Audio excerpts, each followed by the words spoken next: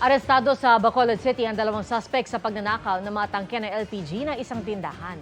Literal po na mala partners in crime ang dalawa na nagpanggap pa umanong magkasintahan.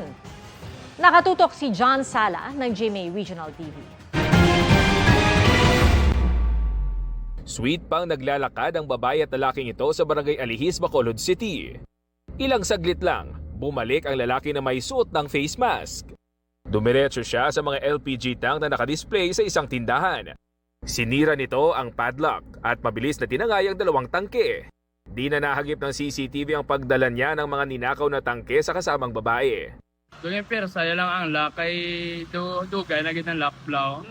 Sa dugayon, gano'n na persa, yung laka mo na nabuksan niya. O nasilatan nila sa gwardya nga tingala ko na nagbukas ko ng pertahan.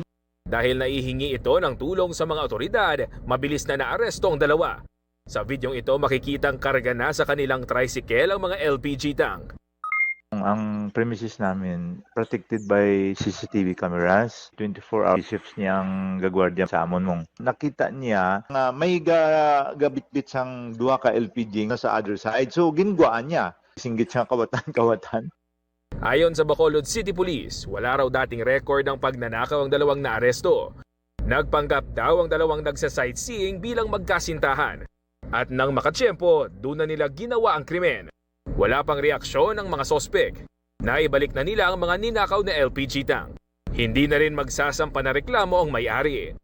John Sala, nakatutok, 24 oras.